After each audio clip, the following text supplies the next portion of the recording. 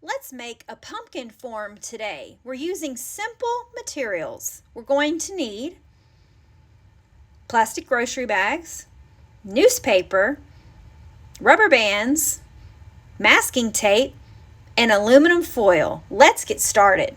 Now it's time to create a 3D pumpkin form. First, you start with any grocery bag, open it up all the way, and stuff it with about 3 more grocery bags. Make sure you crumple them up gently and stuff them all the way down into your bag. They can be grocery bags from any grocery store. Then it's time for newspaper. Make sure you open it up first, then crumple it gently and stuff it in your bag. You can use any size newspaper, half sheets or full sheets, sales paper. If you're at home, you can even use magazine papers or any material that's similar, like old paper or scratch paper, plastic wrap, something that a package came in, anything with that same texture of paper that can be stuffed after it's crumpled in the bag. Continue using as much newspaper as you need, crumpling it in the bag until it's almost all the way full. Remember, if it's folded, you're going to have to open the newspaper first, crumple it gently, and then stuff it inside the bag. You can even use newspaper that someone's drawn or painted on as long as it's dry. When you stuff your bag, it's turning into a form or a 3-dimensional shape. It's not flat. It's going to be round and 3-dimensional or 3D, just like a pumpkin. When it's pretty full, go ahead and double knot it. All right, now it's time to add masking tape.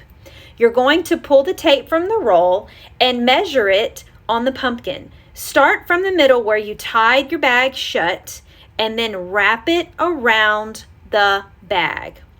Once you get to the other side, you can measure it and then tear off the piece of tape where it needs to end. After you tear it, you're going to kind of stretch the tape a little bit so that it squeezes the bag to make indentions. There's one piece of tape all the way around.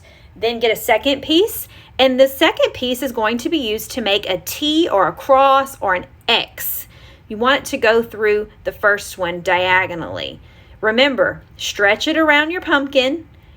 When you turn it back to the front, when you have the right size, tear it off gently, pull it again, or stretch the tape so that you kind of squeeze the bag with the tape so that you're making an X shape or a T shape. See that?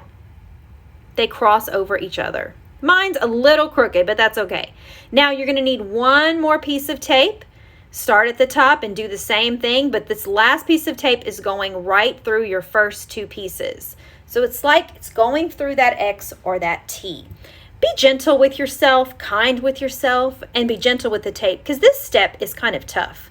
Tear it at the end, stretch it so that it squeezes the pumpkin so you'll have sections of your pumpkin that look like a real pumpkin. This will give it more form and dimension. Remember, you're making an X with the tape and then a line, a third piece of tape across that X or through that X. Now it's time for rubber bands.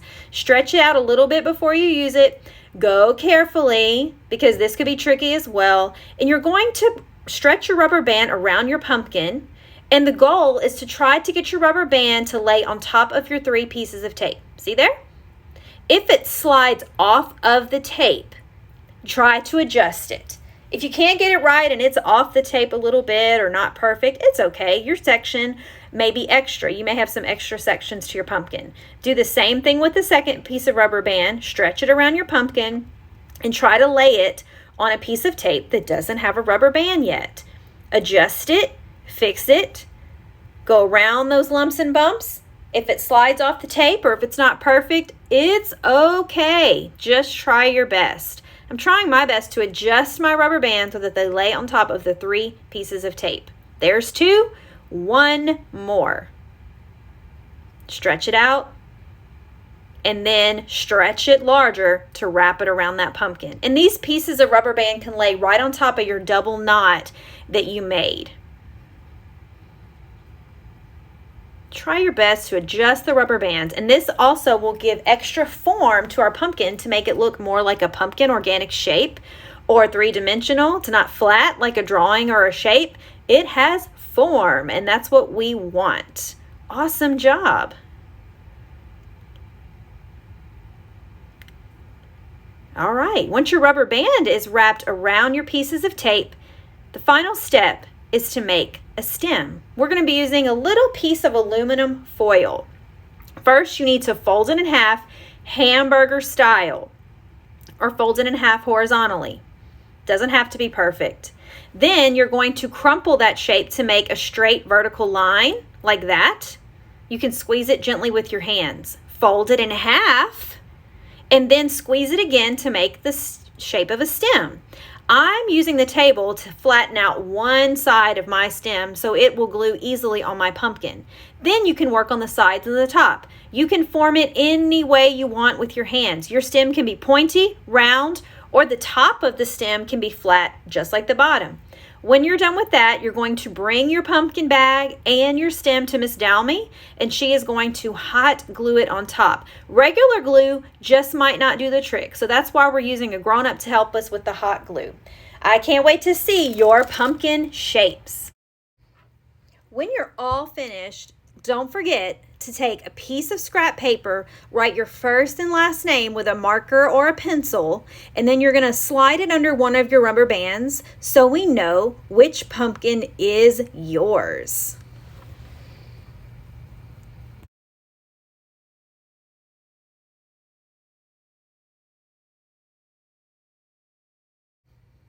Now it's time to add plaster. I'm using something called rigid wrap. I bought this at Michael's or Hobby Lobby or any craft store. You have some pieces of rigid wrap that have been cut different sizes. You have a cup of warm water. Warm water works best with the rigid wrap, and you have a newspaper underneath because we're getting messy. You're going to dip one strip into the warm water and then let it drip as you stretch out your paper. Don't forget to take your name tag out of your pumpkin before you begin, because you don't want to cover that up. You see how I'm letting the water drip, and then I'm spreading my sheet out on top of my pumpkin. I'm starting near the stem, and then I'm smoothing it out. Don't forget to smooth it out as best you can so that it can look so nice and neat on the surface. Then I'm grabbing more big pieces, dipping it in the warm water, letting it drip, and then laying it right next door to the other strip that I just used. Make sure they're right next door. Once you lay it on your pumpkin, you can move it over because they actually need to be touching. They don't need to overlap because that's wasteful, and I don't want to waste my rigid wrap, but they do need to be touching so that there's no gaps. We want to cover up all the grocery bag today with rigid wrap. Then I'm going to grab some more, one piece at a time, and please don't touch any pieces with your wet hands unless you're going to use them. And what I mean is grab the one you're going to use and don't let any water drip on the other pieces there for the rest of the table, and you don't want to get them wet before you're ready to use them. We're going to collect the dry pieces for another class, and we don't want to waste them because once they're wet, they have to be used. And I'm just working around kind of like I'm filling in a puzzle, okay? When you see a gap with the grocery bag showing, you can put your rigid wrap there. Once you lay your rigid wrap on your pumpkin, don't be afraid to move it around. Move it around. I like to stretch it out sometimes because sometimes it does stretch out, and that will give me more surface to work with so I won't waste my rigid wrap. And then don't forget to smooth it down. I started with laying them horizontally or vertically, and then I kind of had to move diagonal because I'm filling in the gaps. You don't want a lot of water dripping off your rigid wrap before you lay it on your pumpkin, so make sure you hold it over the cup of water for a few seconds, let it drip, and then carry it over to your pumpkin, lay it in an empty piece, and then smooth it down. This is going to help our armature be strong and sturdy so that it doesn't feel like a texture of a grocery bag anymore. It's not going to be soft. Right now it's icky and sticky, but once it dries, it's going to be hard like a rock. That will make sure that our pumpkin is strong so that we can add materials to it like paint. And it's called an armature. When you're creating a sculpture and you create the form and you have to make it strong and stiff, it's called an armature. Now, once you get the sides done, I like to turn my pumpkin on its side and work on the bottom. Don't forget about the bottom. I'm filling in those gaps. I'm turning my rigid wrap diagonally if I need to.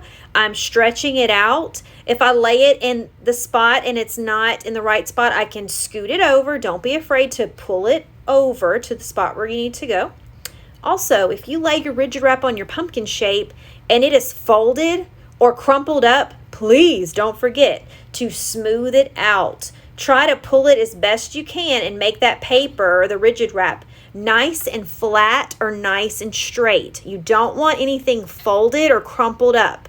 And before it dries, it does dry quickly, but you have time to fix it and to smooth it out as best you can.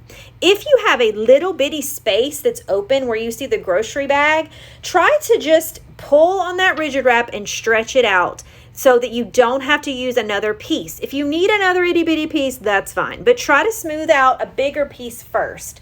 Now I'm going super fast just so I can finish this up and you can watch me, but when you're using your rigid wrap, you're going nice and slow. You are not trying to rush through this because you're making sure that your rigid wrap is smooth. You're making sure that it covers all the grocery bag, and you're making sure that it lays flat every time.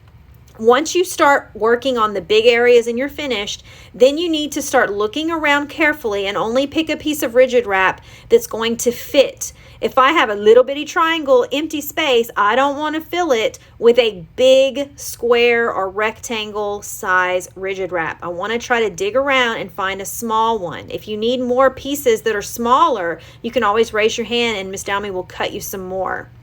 It's like a puzzle and you're trying to fit in with the smallest pieces possible so that we don't waste this rigid wrap. I'm going to keep working while you watch, and I'm just smoothing and covering and making my armature look awesome. This dries pretty quick. It does take a few hours, but ours will dry before we come back to art, and it'll be hard like a rock. If you have a piece of rigid wrap on your pumpkin and it did not get wet all the way, don't be afraid to dip your hands, just your fingertips, in the warm water, and then add some water to that dry piece of rigid wrap. It should be completely wet when you put it on your pumpkin, but if one piece accidentally just didn't get wet, add some water with your fingertips.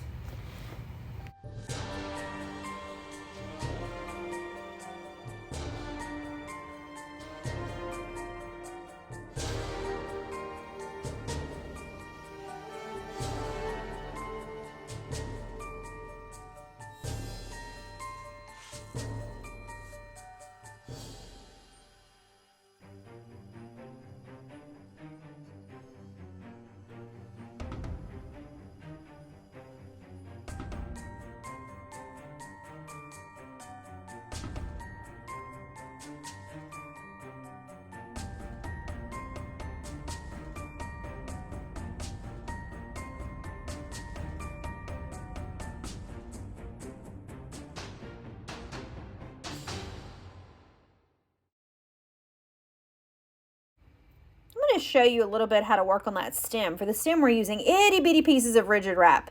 So same thing, dip it in the warm water, let it drip a little bit, and make sure that the paper or the rigid wrap is straight and flat before you lay it on. I like to wrap it around my stem, and then I like to work on the sides, and I'm going to probably have some gaps towards the top of my pumpkin where my stem meets my grocery bag.